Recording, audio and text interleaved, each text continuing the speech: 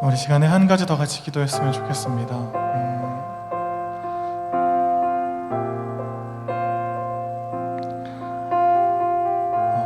함께 예배하지 못하는 상황에 있는 자들과 어려운 마음을 가진 사람들을 위해서 같이 기도했으면 좋겠습니다. 예배할 수 있도록 하나님께서 그런 상황들을 열어주시고 우리의 마음들을 회복시켜 주셔서 함께 예배에 참여하고 하나님의 말씀을 듣고 찬양으로 하나님을 높이며 은혜받는 공동체 되게 해달라고 우리 주변 사람들을 생각하면서 다시 한번 기도하도록 하겠습니다. 기도합시다.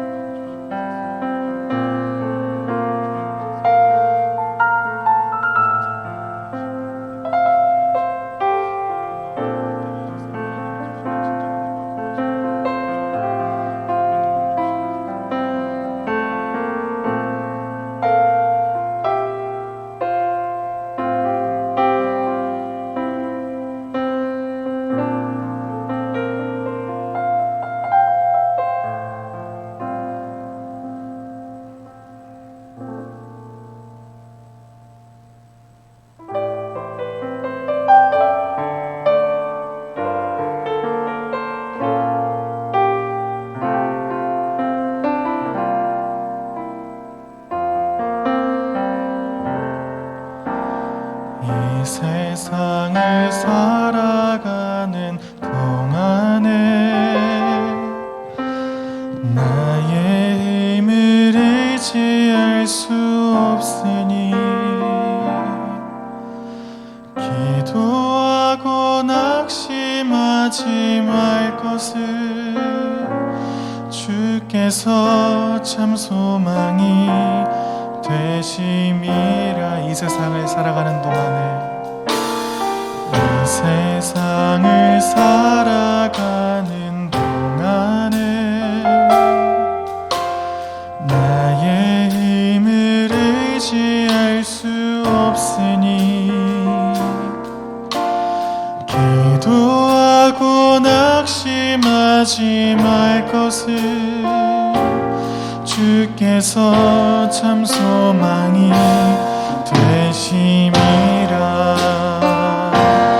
하나님의 꿈이 나의 비전이 되고 예수님의 성품이 나의 인격이 되고 성령님의 권능이 나의 능력이 되길 원하고 바라고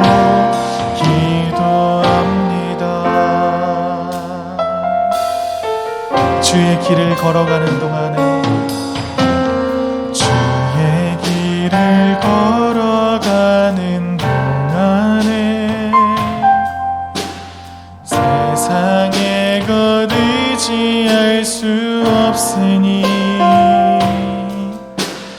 감사하고 낙심하지 말 것을 주께서 참 기쁨이 되시. 우리 한 번 더 찬양합시다. 주의 길을 걸어가는 동안에 주의 길을 걸어가는 동안에 세상의 것 의지할 수 없으니 감사하고 낙심하지 말 것은 주께서 참 기쁨이 되시라매. 하나님의 꿈이 나의 비전이 되고 예수님의 성품이 나의 인격이 되고 성령님의 권능이 나의 능력이 되길 원하고 바라고 기도. 하나님의 꿈이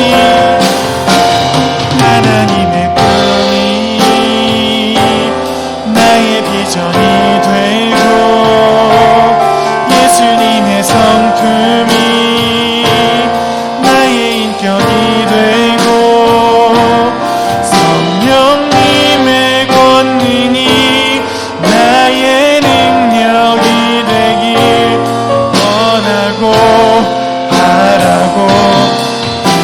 다시 한번 찬양합시다. 하나님의 꿈이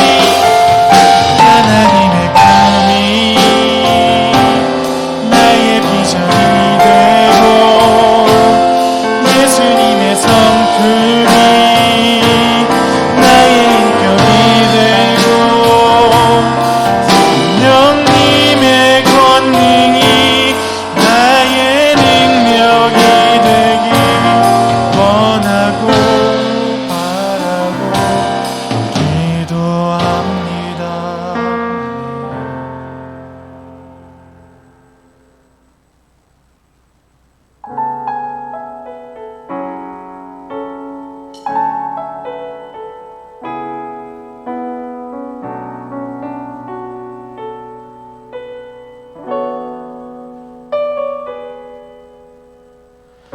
주께서 주신 모든 시간 헛된 것 없네.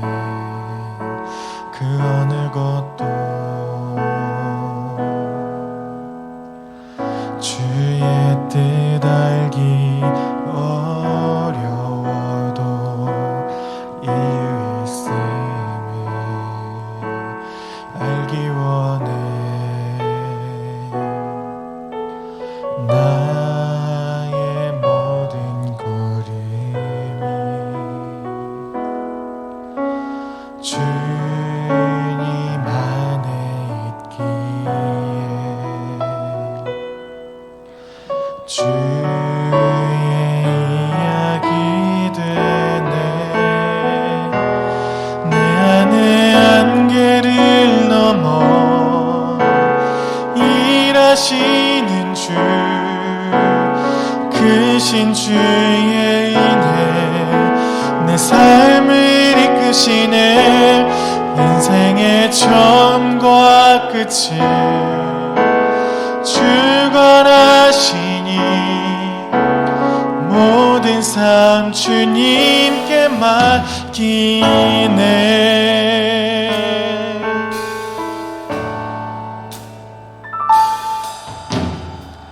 주께서 주신 모든 시간 헛된 것 없네.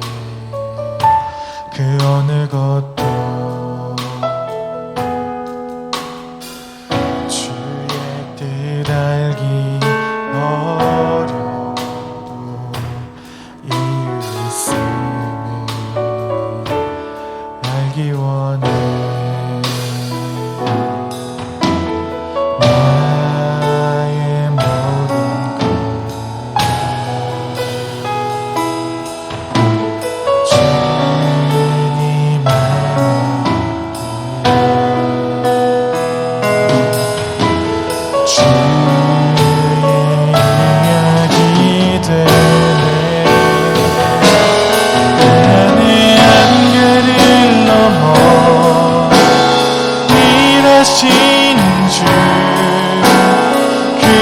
주의 인해 내 삶을 이끄시네. 인생의 처음과 끝을 주관하시니 모든 삶 주님께 맡기네. 내 안의 한계를 넘어 일하시는 주의 인해 내 삶을 이끄시네. 인생의 처음과 끝을 주관하시니 모든 삶 주님께 맡기네.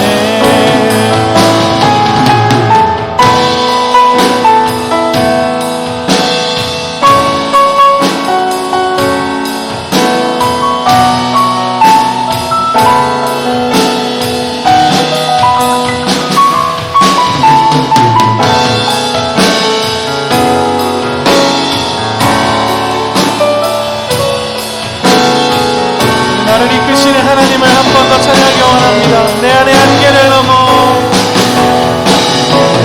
내 한계를 넘어 일하시는 주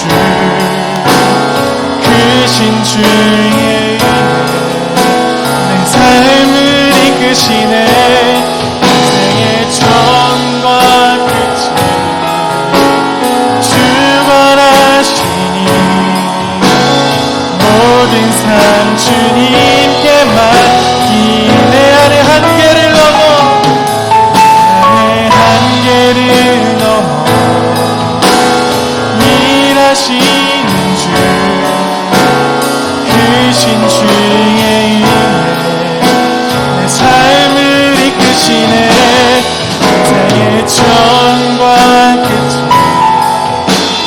주관하시니 모든 삶은 주님께 맡기네 내 안에 한계를 넘어 일하시는 주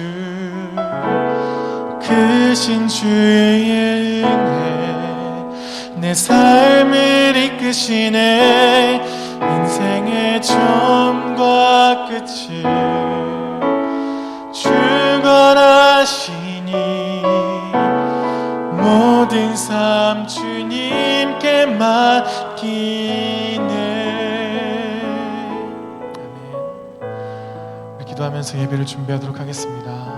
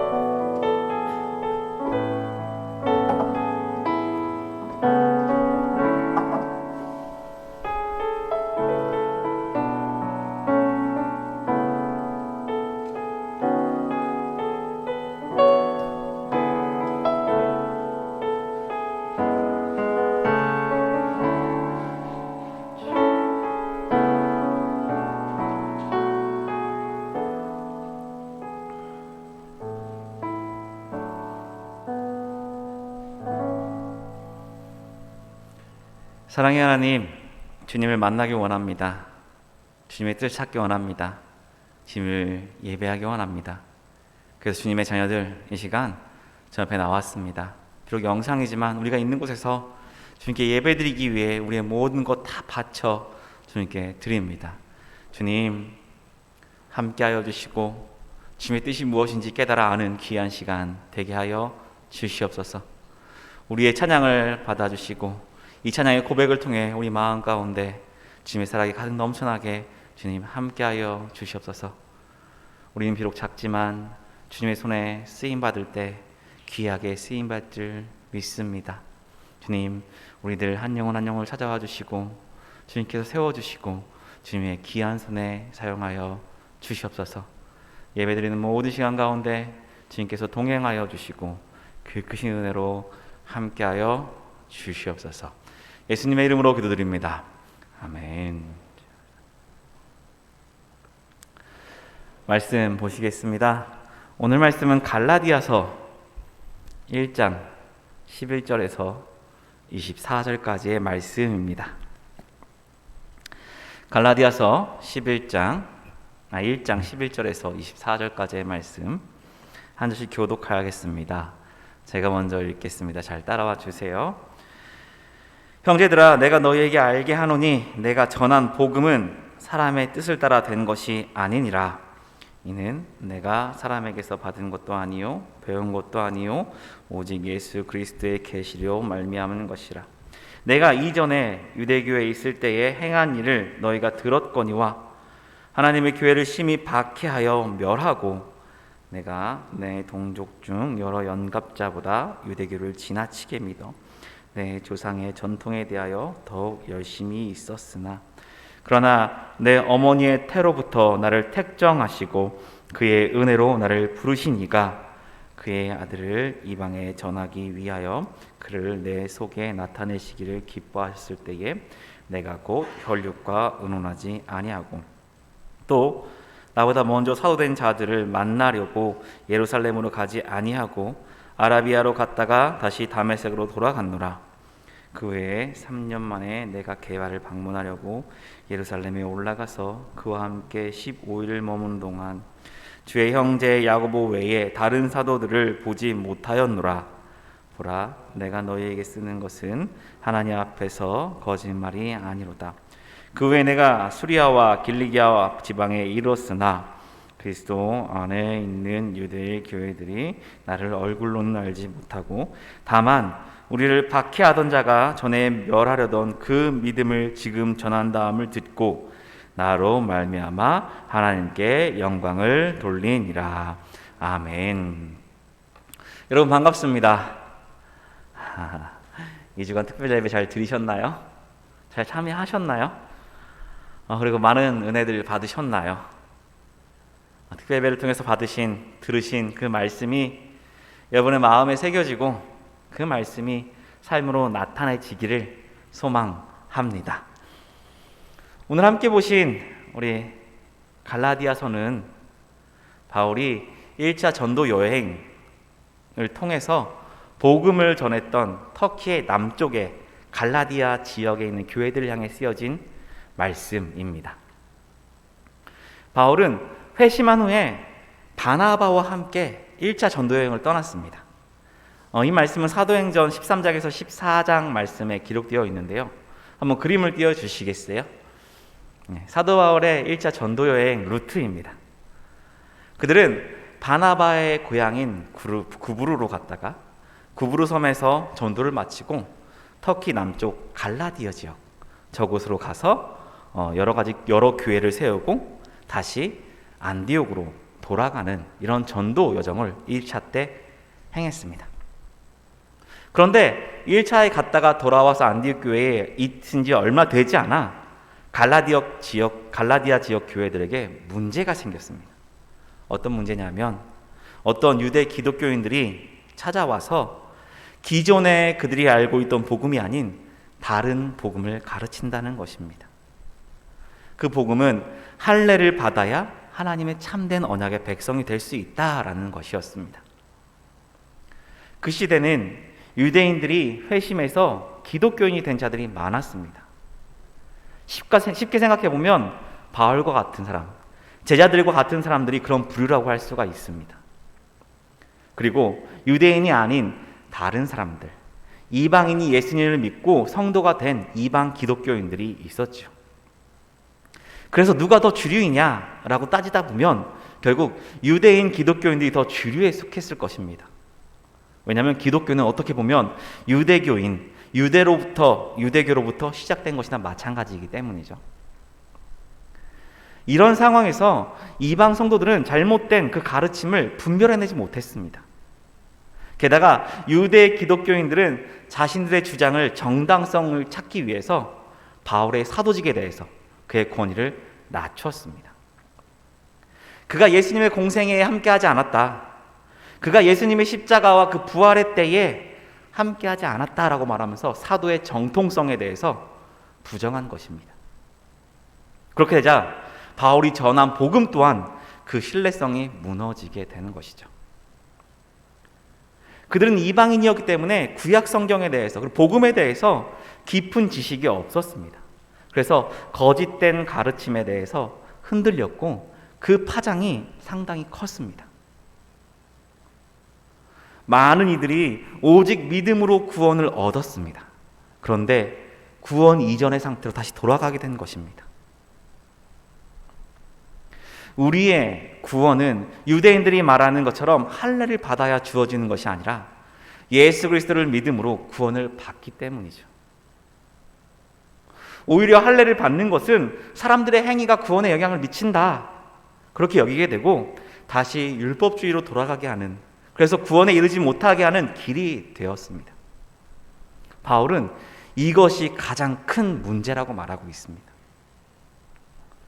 바울이 쓴 서신서들을 보면 바울은 자신의 사도권에 대해서 목숨 걸고 지키는 사람처럼 보입니다. 갈라디아서 1장 1절에도 자신이 사도라는 것을 꼭 강조하고 말하고 있습니다. 바울은 왜 이렇게 자신의 사도직에 대해서 강조하는 걸까요? 바로 복음 때문입니다. 복음의 핵심과 자신의 사도권이 분리될 수 없기 때문이죠. 사실 바울은 자신의 사도권이 무너진다 해도 교회에서 바울은 위대한 사도야 라고 지지하지 않아도 상관없는 사람입니다. 복음만 견고하다면요. 만일 복음이 견고하다면 자신의 사도권이 무너진다 해도 그것을 포기했을 것입니다.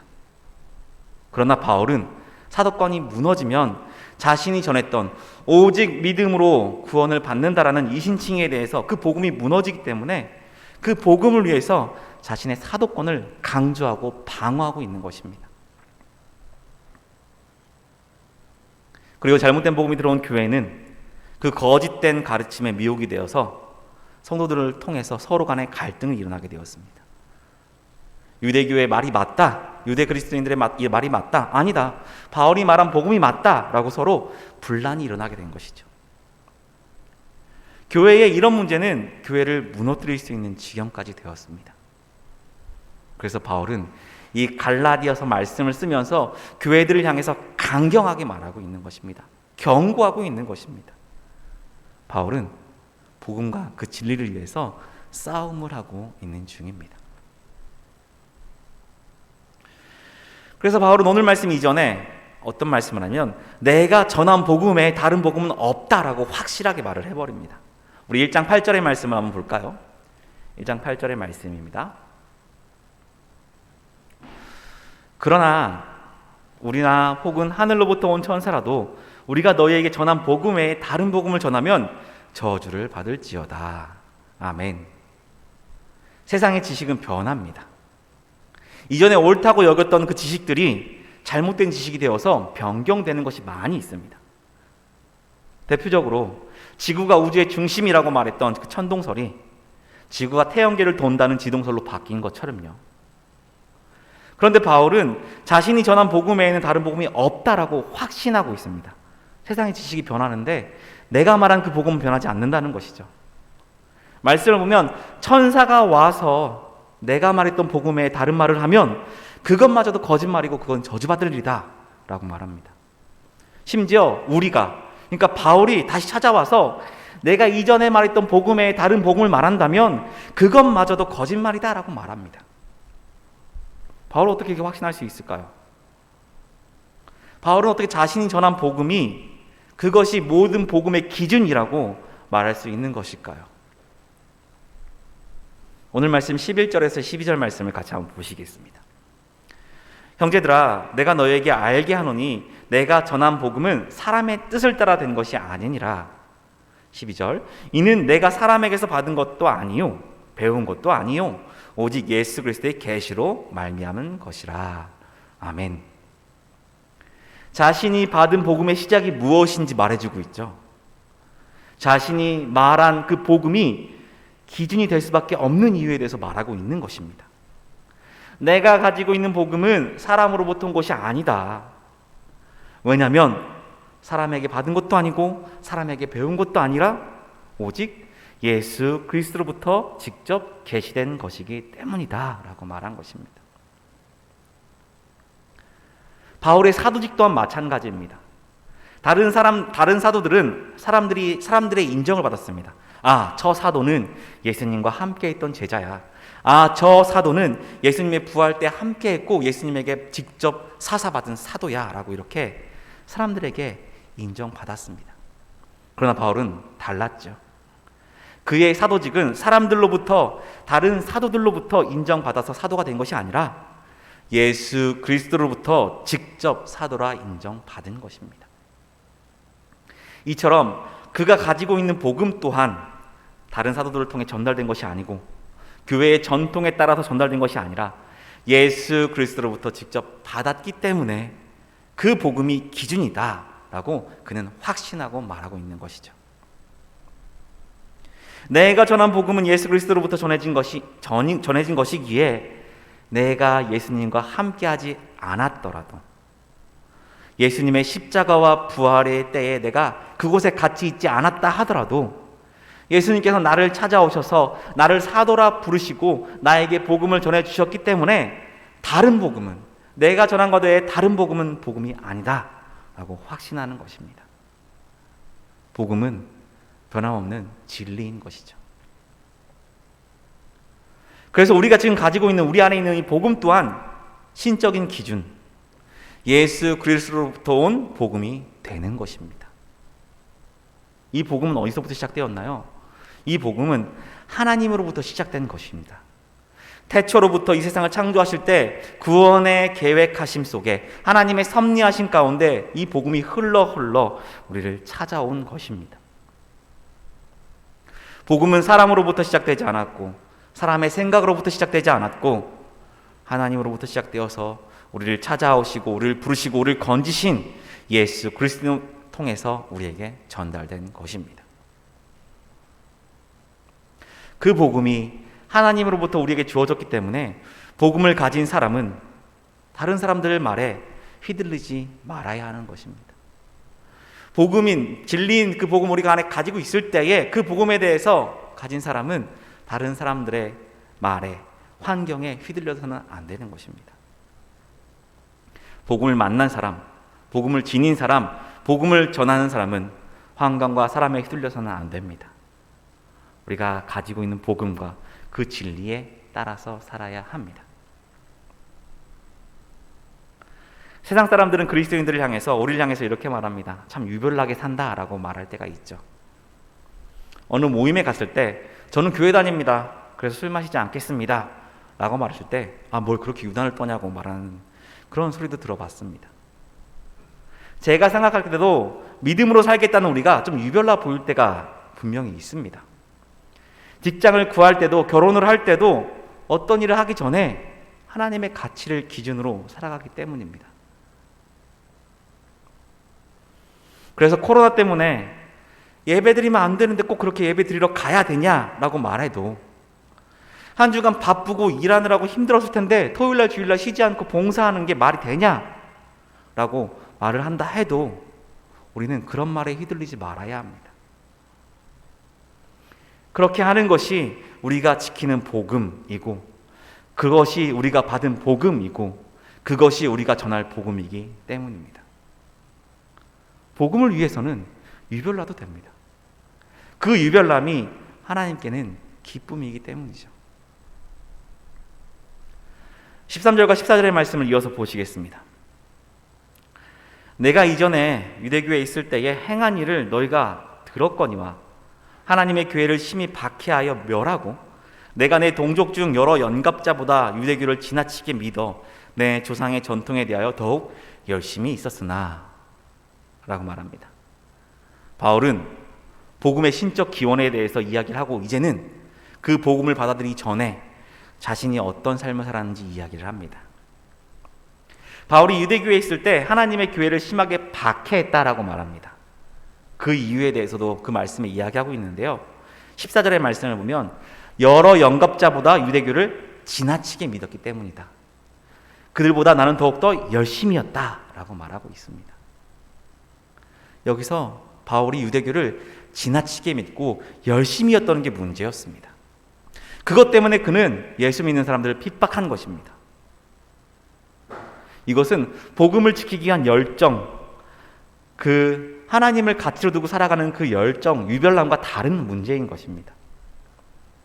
바울은 지식이 높아지고 율법을 준수하며 유대교의 열정이 더 강해지면 강해질수록 바울 안에 있던 인간적인 성취가 더 강하게 나타나게 되었던 것입니다. 사도행전 26절 9절의 말씀에 바울은 이렇게 말합니다. 같이 보실까요? 나도 나사렛 예수의 이름을 대적하여 많은 일을 행하여야 될 줄 스스로 생각하고 라고 말하고 있죠. 스스로 생각하여 만든 열정이 되었다는 것입니다. 하나님을 위한 일이 아니라 자신을 위한 일이 되어서 그것을 성취하기 위해서 더욱더 열심히 달렸고 그 종교에 빠져버린 것입니다. 하나님께 빠져야 되는데 그냥 종교에 빠져버린 것이죠. 우리는 신앙을 가지고 신앙을 지켜야 하는데 종교에 빠져서는 안 됩니다. 사랑에 빠지다, 일에 빠지다. 너무나 좋은 말입니다. 우리는 무언가를 집중해서 그 일을 하는 것을 좋게 여깁니다. 너 그 일에 빠졌으니까 잘한 거라고. 그게 옳게 여깁니다. 그런데 너무 깊이 빠지면 바울처럼 주된 것을 잃어버리고 다른 것을 바라보고 잘못된 길을 가는 것입니다. 그리고 잘못된 길을 가고 있는데도 그것을 알아차리지 못하는 것이죠. 잘못된 것에 빠지게 되면 그것이 고집이 되고 아집이 되고 집착이 되는 것입니다. 한 곳에 너무 깊이 빠져버리면 균형을 잃어버리는 것이죠. 우리가 성경 말씀에 빠지는 거 너무나 좋습니다. 우리가 기도하는 것에 빠지는 거 너무나 좋습니다. 우리가 하나님을 찬양하는 것에 빠지는 게 너무나 좋습니다. 그런데 그것에 빠져서 다른 것들을 놓칠 때가 있습니다. 우리 신앙생활은 한 곳에만 빠져서는 안 되는 것입니다. 찬양이 있으면 기도도 있어야 되고, 기도가 있으면 말씀도 있어야 하는 것입니다. 은혜를 받기만 해서는 안 되고, 이 은혜를 받은 은혜를 전해야 하는 것입니다. 내가 하나님께 위로받고 하나님의 사랑을 받았다면, 우리 공동체에서 위로받고 이 공동체에서 사랑을 받았다면, 나도 이제 교제를 위해서 나아가고 사람들을 위로해주고 사람들을 사랑해 주어야 하는 것입니다. 우리 교회 열심히 다닙니다. 그래서 아까 말씀드렸던 것처럼 회사에서 여러 가지 모임에서 저는 교회 다닌 사람이어서 주일에는 당직도 못하고 출근하는 게 좀 힘이 듭니다. 주일에 만약에 어떤 모임이 있으면 제가 좀 모이기 힘듭니다. 술도 잘 하지 않아서 회식에 참여하기가 좀 어렵습니다 라고 말했다면 다른 부분에선 더 열심히 해야 하는 것이죠. 제가 군대 생활할 때 저희 주임원사님이 장로님이셨습니다. 이분이 그리스도인이기 때문에, 장로기 때문에 주의를 철저하게 지켜야 됐어요. 그래서 그분이 무엇을 했냐면 다른 분들보다 토요일 당직을 2-3번 더 쓰셨어요. 이분이 부대 내에서 부사관들 중에서 넘버 2예요. 자기가 마음 먹고 자기가 계급 낮은 사람들한테 그냥 당직을 미룰 수도 있단 말이에요. 그런데 주의를 지키기 위해서 내가 주일날 빠지는 것이 너무나 미안해서 토요일에 당직을 더 많이 섰다고요. 주의를 지키기 위해서 열심히 일을 한 것입니다. 물론 이 장로님이 모든 주의를 다 지킨 것은 아닐 것입니다. 분명 사정이 있어서 일 때문에 빠진 날도 있을 것입니다. 그런데 그것을 지키기 위해서 주장했다면 다른 것에 더 열심히 해야 한다는 것입니다. 직장에서 다른 공동체에서 열심히 하지 않으면서 종교에만 열심히 하면 그것은 종교에 빠진 것입니다. 이 말은 그렇다고 그들과 타협하라는 것이 아닙니다. 주님의 뜻으로 세상과 신앙의 균형을 유지해야 한다는 말을 하고 있는 것입니다. 여러분의 신앙이 종교에만 빠지고 한쪽에만 치우쳐서 잘못된 열심이 되지 않기를 바랍니다. 하나님 주신 복음 안에서 균형 잡힌 신앙생활이 되시길 소망합니다.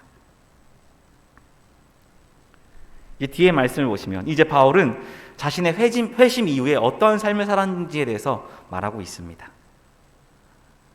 바울의 삶에는 일생일대의 전환점을 맞이했죠.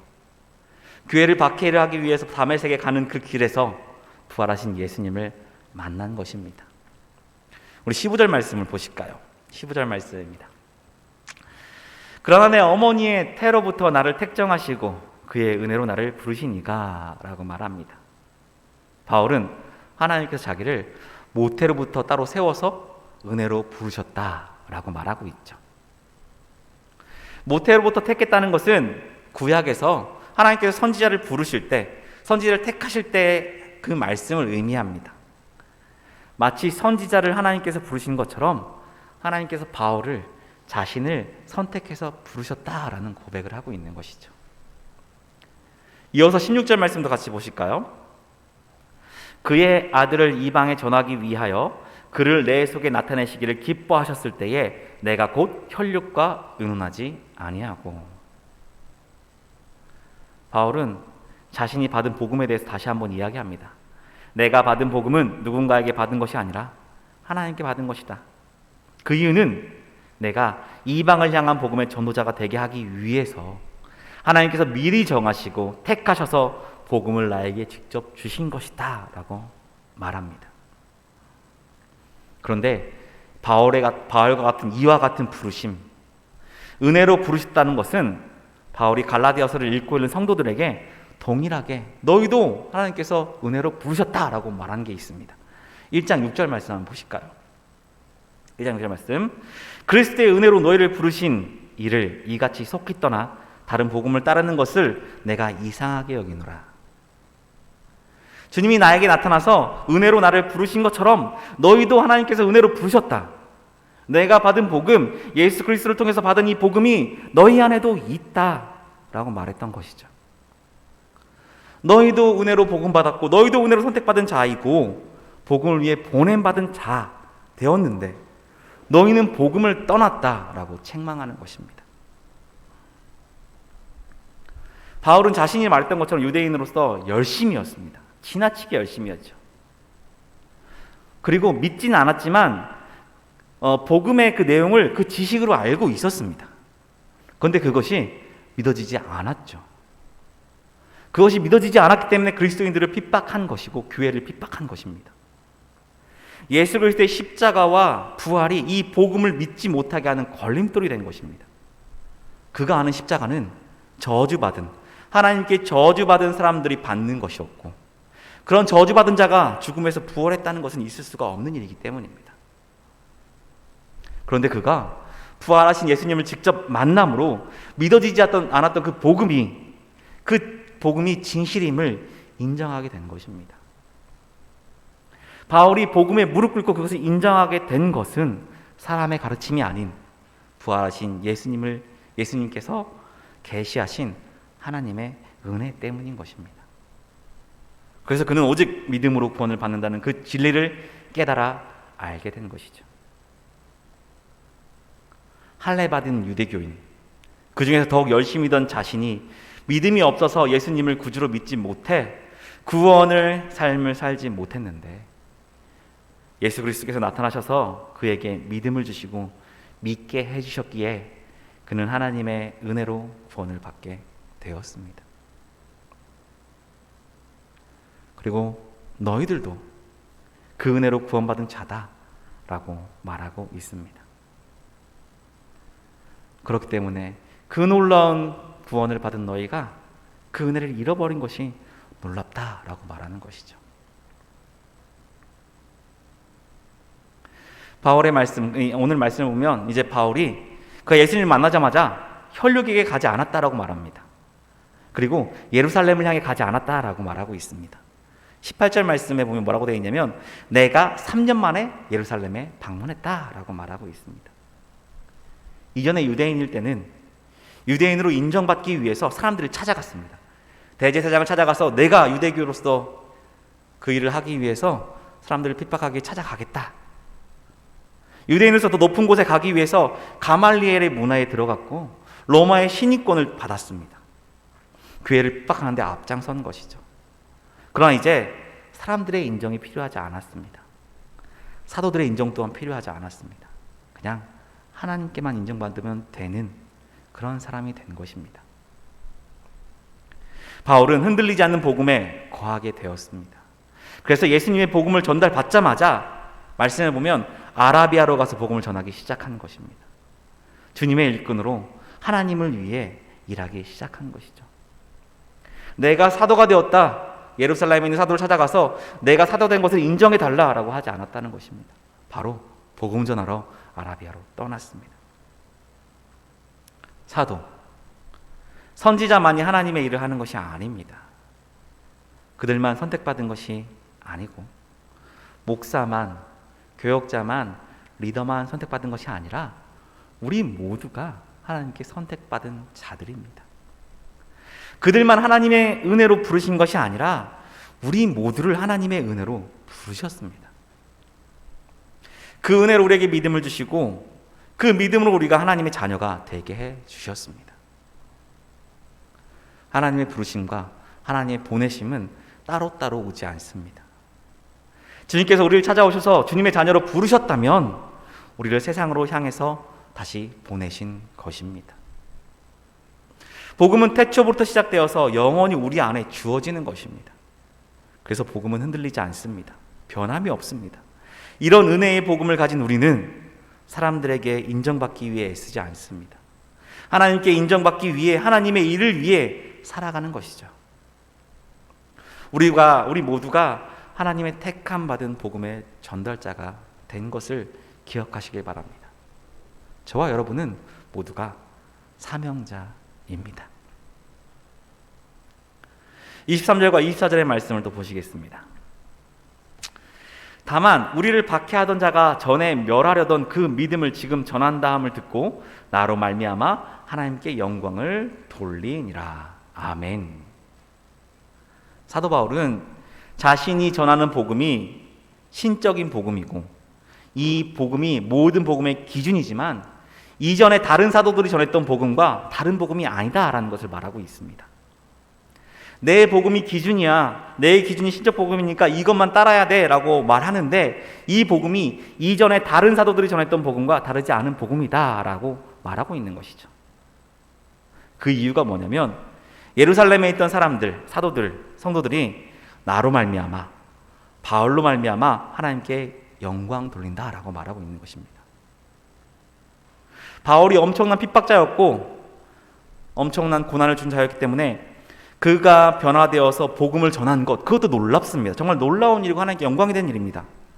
그런데 그것뿐만이 아니라 그가 전하고 있는 복음이, 그가 전한 복음이 다른 복음과 동일하다, 같은 복음이다 인정을 하고 있는 것이죠. 그래서 하나님께 영광을 돌리는 것입니다. 그것이 참된 진리, 복음의 기준이 맞다는 것을 사도들이 인정해 주는 것입니다. 바울은 이 복음으로 인해 삶이 변화되었고 그 변화된 삶은 다시 복음을 증명하는 증거의 삶이 된 것이죠. 예수를 믿고 진리의 말씀, 복음을 받아들이면 우리의 삶 또한 변화됩니다. 변화되어야 합니다. 그리고 이 변화된 삶으로 복음을 증명해내야 합니다. 2주간 특별 예배를 통해서 각자 받은 은혜의 말씀, 깨달은 말씀이 있을 것입니다. 내가 주님의 자녀로서 하나님의 일꾼으로서 이러한 삶을 살아야 되겠다라고 마음먹은 것들이 있을 것이고 주님이 나를 이렇게 사랑하시는구나 라고 은혜를 경험한 분들도 계실 것입니다. 그리고 그 말씀들은 각자의 삶에 또 다른 변화를 주어서 그 변화로 세상을 살아가게 했을 것입니다. 그리고 그 변화가 무언가 커다란 것이 내 마음에 꽝 하고 때려서 눈물 나고 정말 은혜가 넘치는구나 라는 변화가 아닐 수도 있습니다. 어쩌면 이번 2주간의 특별 예배를 통해서 아무런 깨달음 없이 은혜가 없이 그냥 지나간 시간이 됐을 수도 있습니다. 그러나 우리는 이미 변화된 삶을 살아가는 자들입니다. 구원받았다는 것, 예수님을 만났다는 것, 그것이 우리가 이미 변화된 삶을 산다는 증거이기 때문입니다. 이제 우리는 하나님의 은혜로 받은 복음이 여러분이 변화되어 증인이 되고 증거가 되기로 마음먹었던 그 변화가 변질되지 않도록, 잘못된 복음이 들어와서 우리 그 복음의 자리를 차지하지 않도록 지켜나가는 것이 중요한 것입니다. 태초부터 지금까지 영원까지 주어질 그 복음이 우리 안에 흔들리지 않고 깨어지지 않고 그대로 지켜나갈 수 있도록 우리는 지켜야 하는 것입니다. 골목식당이라는 프로그램이 있습니다. 잘 아시죠? 백종원 씨가 장사가 잘 되지 않는 골목들에 찾아가서 그 식당들에 찾아가서 솔루션을 해주고 장사가 잘 될 수 있도록 도와주는 프로그램입니다. 솔루션을 받은 가게는 어떻게 되나요? 완전 새롭게 되죠. 메뉴부터 시작해서 맛이 확 바뀌고요. 그리고 어느 가게는 아주 새롭게 인테리어를 해주는 것도 있습니다. 그리고 TV에 나오고 사람들의 입소문까지 더해지면서 가게는 유명해지고 많은 돈을 벌게 됩니다. 그들의 삶은 변화된 삶이 되는 것이죠. 그런데 그 중에는 백종원이 솔루션을 했던 것들을 지키지 않고 이전의 모습으로 돌아간 모습을 보입니다. 그냥 이름만 걸어놓고 돈만 버는 것이죠. 그래서 제작진이 점검을 위해서 손님인 것처럼 어느 백반집을 찾아가서 음식과 서비스를 확인해 보았습니다. 정말 형편이 없었습니다. 가게 입구와 가게 내부에는 여전히 백종원의 사진이 걸려 있고 백종원이 솔루션한 가게라고 홍보를 하지만 백종원이 시킨 대로 하는 건 하나도 없습니다. 제작진이 맛을 보고 맛이 변했는데요, 좀 짠데요, 좀 단데요 라고 이야기했더니 백종원이 준 레시피대로 한 겁니다 라고 말합니다. 그러면서 백종원을 탓하죠. 백종원 대표의 음식이 맛이 강해서 호불호가 강합니다 라고 말을 합니다.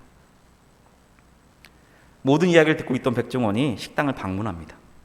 냉장고도 열어보고 문제점들을 막 찾아내서 그걸 가지고 지적을 하기 시작합니다. 그 사장님들은 그냥 변명만 할 뿐입니다. 백종원 대표는 또 이렇게 말합니다. 내가 6번이나 직원들을 보내지 않았나요? 내 직원들 내 돈 들여서 내가 이곳에 보내서 이렇게 하면 안 됩니다, 저렇게 하면 안 됩니다 라고 체크해주고 내가 가르친 대로 하셔야 됩니다 라고 계속해서 알려드리지 않았나요? 라고 말합니다. 그런데 변하지 않고 이대로 하게 되었다고 백종원은 그들을 핀잔합니다.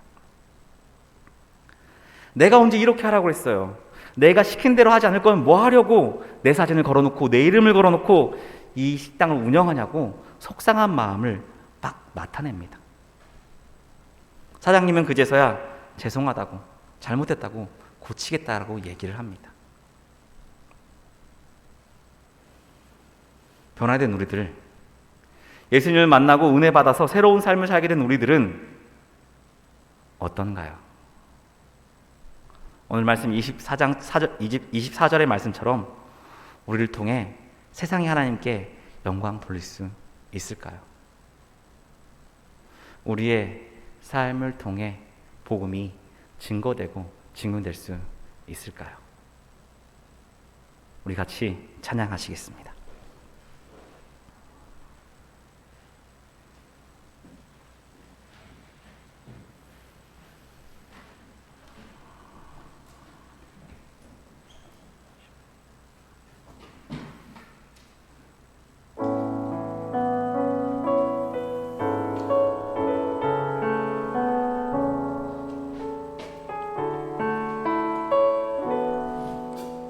주님 다시 오실 때까지,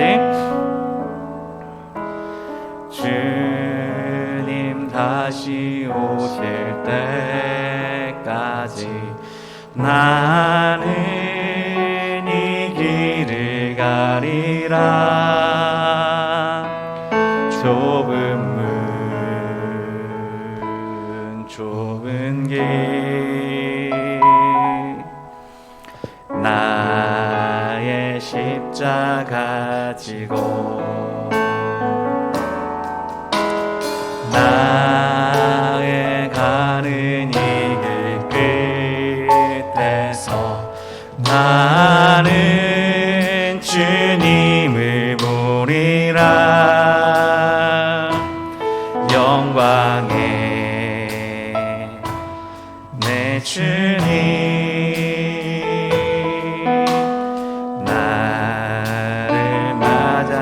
주님 다시 오실 때까지 나는 이 길을 가리라. 주님 다시 오실 때까지 나는 이 길을 가리라. 좁은 문 좁은 길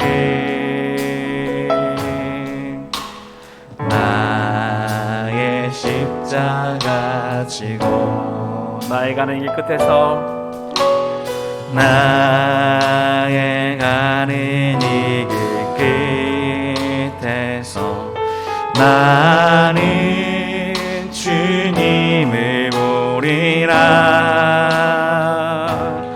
영광의 내 주님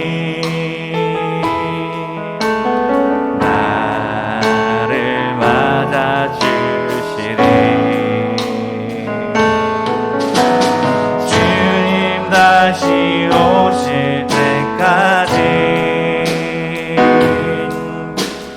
나는 일어나 달려가리라. 주의 영광 온 땅 덮을 때 나는 일어나 노래하리. 내 삶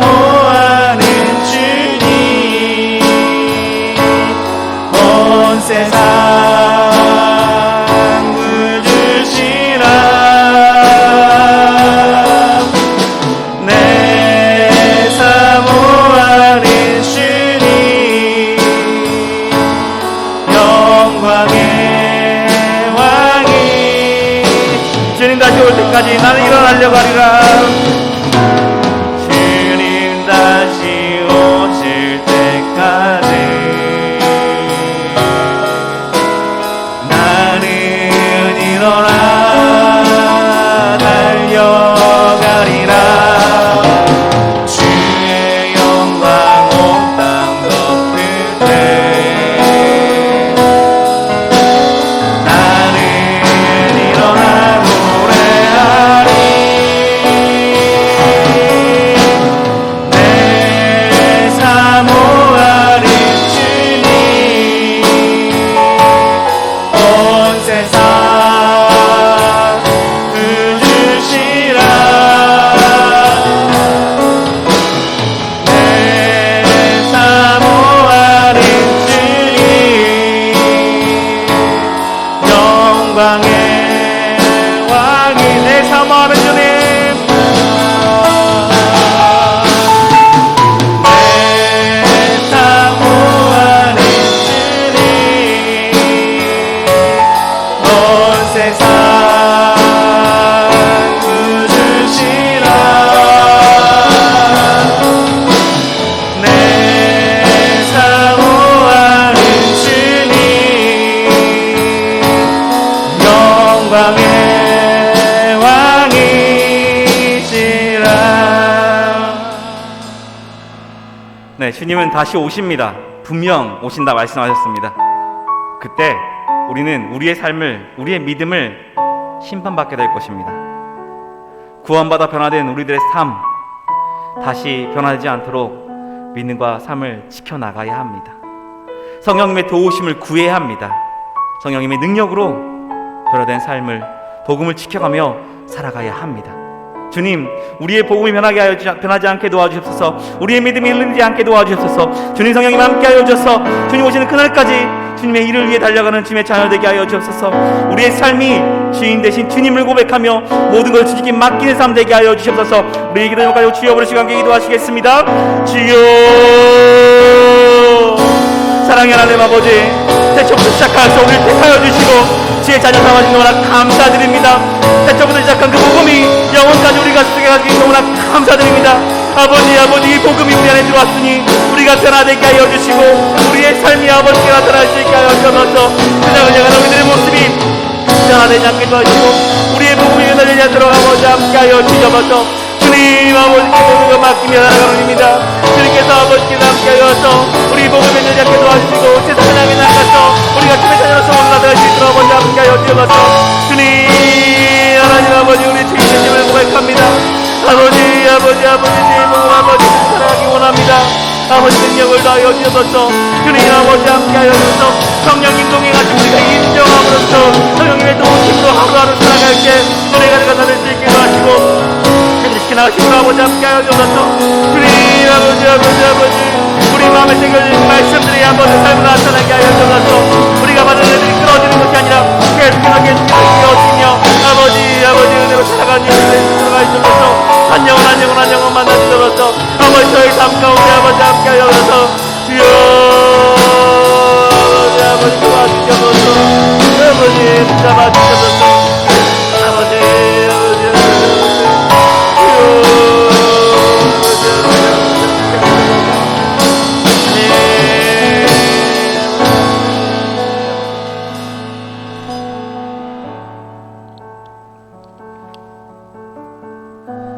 우리는 나의 욕심과 사람들의 인정을 중요하게 여길 때가 있습니다. 믿음의 사람으로서 세상을 살아가면서도 하나님의 인정이 아닌 세상의 인정을 바라보며 세상이 기뻐하는 일을 할 때가 참 많이 있습니다. 우리 하나님께, 주님께 주님 오직 복음이면 됩니다 라고 고백하는 믿음이 있으시길 소망합니다. 주님, 오직 주님께 인정받고 주님의 기쁨이면 됩니다 라고 말하는 그런 우리 되기 원합니다. 우리 안에 있는 변치 않는 복음을 가지고 그 사랑을 가지고 우리의 믿음도 흔들리지 않게 하여 주시옵소서. 구원받은 백성으로서 주님을 위해 살아가게 하여 주시옵소서. 오직 믿음으로, 오직 주님으로 살아가게 하여 주시옵소서. 우리 함께 주여 부르시고 다시 한번 기도하시겠습니다. 주여, 사랑의 하나님 아버지, 오직 복음, 오직 믿음이면 됩니다. 오직 주님이면 됩니다. 세상 사람들 다 몰라줘도 아버지가 저를 도와주시면 됩니다. 주님, 그를 위해서 살아갈 수 있게 도와주셔서 아버지 우리의 열심이 아닌 아버지를 향한 열심히 낼 수 있게 도와주셔서 우리가 종기에 빠지는 것이 아니라 아버지께 빠질 수 있게 도와주셔서 세상의 가치를 바라보고 살아갈 것이 아니라 주님의 가치를 바라보고 살아갈 수 있도록 아버지 함께하여 주옵소서. 주님, 아버지 세상이 말하고 살아가기 바라는 것을 바라게 하지 않게 해주시고 아버지가 말하는 거 아버지가 말하는 것을 살아게 도와주옵소서. 주님, 말이 가는 것을 잘 말하시기도 하시고 주의 손이 가는 것을 주의 손이 갈 수 있게 도와주옵소서. 주의 손으로서 세상을 살아갈 수 있도록 아버지 함께하여 주옵소서. 주님, 아버지 주님, 변치 않냐는 복음을 아버지 함께 품고 싸우니 아버지 그 복음을 위해서 끝까지 살아갈 수 있도록 아버지 함께하여 주옵소서. 우리의 믿음이 흔들리지 않도록 끝까지 붙잡아 주옵소서. 구원받은 백성으로서 세상을 살아가게 아버지 함께하여 주옵소서. 이 복음 구원받은 기쁨을 잊어버리지 않게 매일매일 아버지 구원의 기쁨이 가득한 삶 될 수 있도록 아버지 함께하여 주옵소서. 어렵고 힘든 삶을 살아가고 취약된 세상을 살아가지만 그 안에서 하나님을 바라보게 하여 주시고 복음을 붙잡고 살아가게 도와주시고 주님에게 가슴을 두고 살아갈 수 있도록 아버지 붙잡아 주옵소서. 주여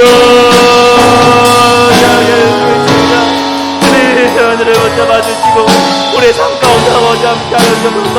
주님의 영광을 나타내는 예수를 낼 수 있게 도와주시고 주님의 영광을 나타내는 예수를 낼 수 있게 도와주셔서 주님을 사랑한다고 고백하며 아버지께 나가는 예수를 낼 수 있도록 아버지 함께하여 주시고 주님 붙잡아 주옵소서. 우리 예배가 아버지 어려운 낼수 있게 도와주시고 이 어려움을 이겨내고 아버지 마음을 아버지의 여정을 낼 수 있도록 아버지 함께하여 주옵소서. 주여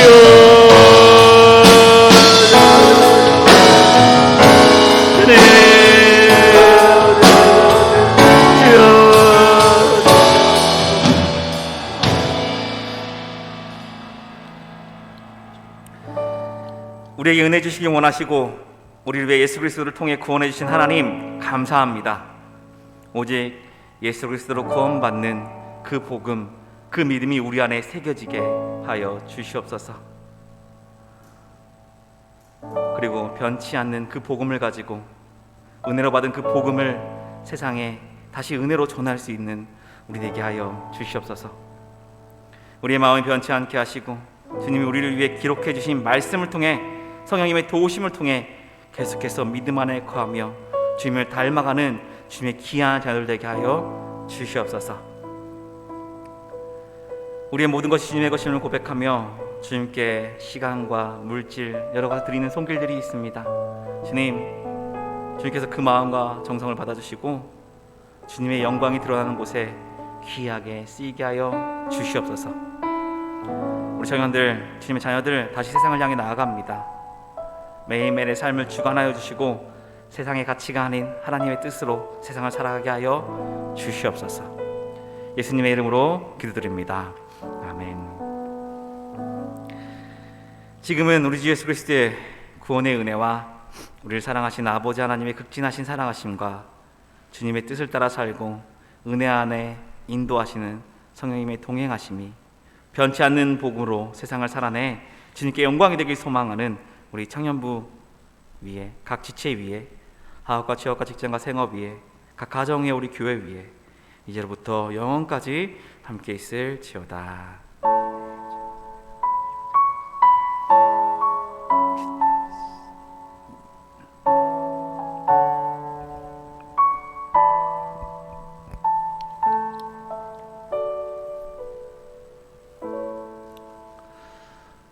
반갑습니다. 또 이렇게 오랜만에 또 영상으로 뵈니까 좋네요. 앞으로 계속 또 이렇게 영상으로 뵙고 또 기회 되면 나중에 또 대면으로 예배드려서 서로 위로받고 사랑 나누고 말씀 듣고 찬양하는 귀한 우리 덕수교회 청년 공동체 되길 소망합니다. 우리 같이 함께 축복하는 찬양할 텐데요. 우리 다 줌으로 예배드리신 분들 얼굴 보여주시고 우리 청년들 잘 있나, 각 지체들 잘 있나 한번 얼굴로 확인해 주시고 서로 웃으면서 인사해주고 축복하는 시간 갖도록 하겠습니다.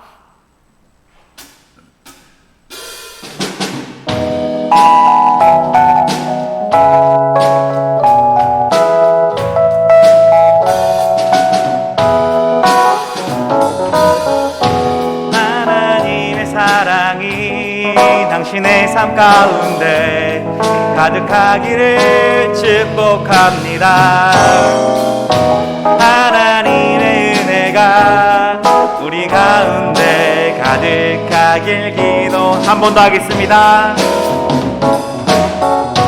하나님의 사랑이 당신의 삶 가운데 가득하기를 축복합니다. 하나님의 은혜가 우리 가운데 가득하길 기도합니다. 감사합니다. 주님의 사랑이 가득하길 소망합니다. 교회 광고 있습니다. 광고 보시겠습니다. 현재 코로나 거리두기 4단계를 적용해서 영상으로 예배 드리고 있습니다. 영상으로 예배 드리지만 예배를 사모해 주시고 시간을 지켜주셔서 각자의 자리에서 하나님께 예배 드리고 은혜 받는 귀한 시간 되시길 소망합니다. 헌금 봉헌 시간은 이렇게 저희 계좌로 헌금을 봉헌할 수 있습니다. 네, 2차 불국 기도회 기념품이 나왔습니다. 저희들 2차 불국 기도에 참여해 주신 청년들이 좀 계신데요. 참여하신 분들은 교회에 오셔서 기념품 받아가 주시길 바랍니다. 불국 기도회 노트, 우리 영상 한번 보실까요?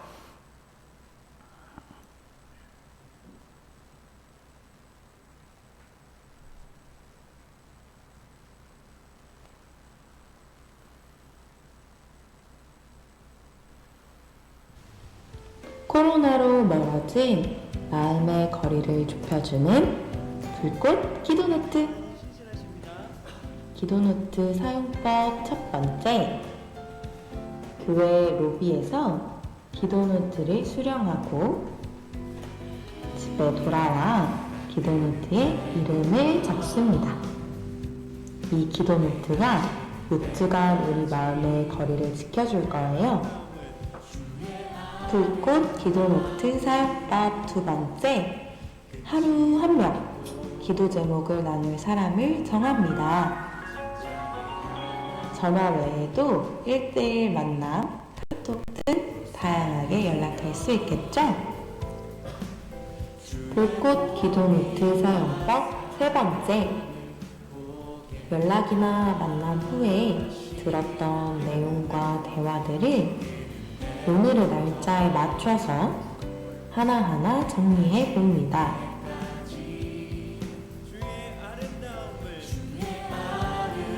그리고 다 되면 함께 기도해 보아요. 불꽃 기도노트 사용법 네 번째, 마지막으로 체크리스트를 펴서 오늘 기도했던 날짜에 동그라미 표시를 해줍니다. 저는 하트가 좋아서 하트로 표시했어요. 색칠도 해주고. 자, 이렇게 마무리되었습니다. 불꽃 기도노트를 통해 삶을 가까이 하며 기도로 함께하는 덕소교회 되길 소망합니다. 네, 영상에서 보셨던 것처럼 불꽃 기도 노트가 저희들 교회에 비치되어 있습니다. 매일 한 명의 기도 제목을 기록하고 같이 기도하는 그런 캠페인인데요. 우리가 코로나 때문에 만나지 못하고 연락하지 못했던 많은 성도님들과 우리 공동체의 많은 지체들을 향해서 전화하고 연락하고 기도해주는 시간 됐으면 좋겠습니다. 우리 청년들은 전부 다 같이 다 한 명도 빠짐없이 동참해 주셨으면 좋겠습니다. 기간은 9월 13일부터 10월 26일까지 6주간이고요. 체크리스트를 꽉 채워서 제출하시면 소정의 선물이 준비되어 있습니다. 모두 내일부터 시작해서 기도해 주시고 함께 동참해 주시길 소망합니다. 1청년 광고입니다. 네, 제자반 2기 영상 나오네요. 네, 영상 먼저 보시죠.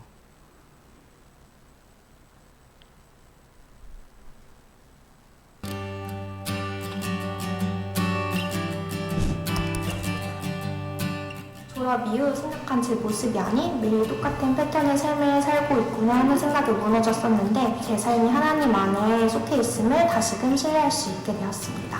예배나 모임을 온라인으로 해야 하는 상황에서 어쩌면 너무 지쳐서 신앙생활을 놓쳐버렸을 수 있었지만 제자훈련 덕분에 하나님께로 돌아갈 힘을 계속 얻을 수 있어서 감사했습니다. 자취를 처음 했을 때가 생각이 납니다. 좋지만 이 불안한 느낌, 제자훈련이 끝났다는 게 아직 실감이 나지가 않는 것 같습니다. 안 하던 기도 생활도 지키고 생활 종목표도 매일 써야 하다 보니까 많이 힘들었는데 그만큼 얻은 게 많아서 좋은 경험이었던 것 같습니다. 결코 쉬운 시간들은 절대 아니었지만 그래도 제자훈련을 하면서 나의 삶 속에서 실질적으로 하나님이 어떻게 역사하시는지에 대해서 많이 알게 된 것 같습니다. 일상에서 주시는 은혜들을 붙잡는 순간들이 더 많아져서 너무 감사했습니다.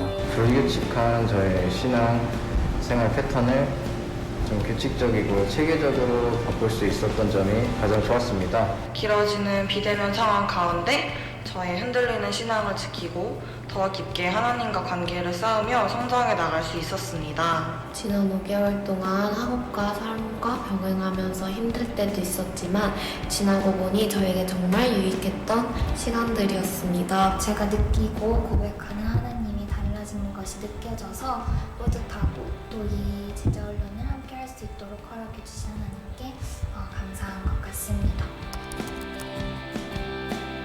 매일 똑같고 평범한 일상 속에서도 하나님을 만나고 싶으신 분들에게 추천합니다. 자기가 제자훈련을 해봤던 사람이든 또 처음 해봤던 사람이든 모든 사람이 다 배워야 하기 때문에 모든 사람에게 추천을 합니다.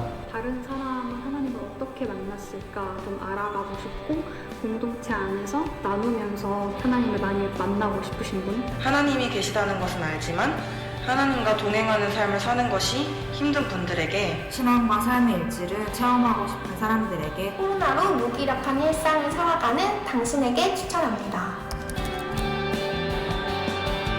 유진, 자혁, 장호 그대들의 기도 덕분에 끝마칠 수 있었습니다. 기도해 주셔서 감사합니다. 앞으로 서로의 기도의 후원자가 되었으면 좋겠습니다. 혜원 언니, 그리고 나경이, 은진이, 그리고 소희 언니까지 덕분에 제자훈련 전에 품었던 기도 제목들을 모두 응답도 받고 무사히 잘 마칠 수 있었던 것 같아요. 저희 제자훈련을 위해 기도해주신 분들 덕분에 제가 5개월이라는 시간 동안 덕분에 수료할 수 있었습니다. 감사합니다. 감사합니다. 감사합니다. 감사합니다. 감사드립니다. 너무너무 감사합니다.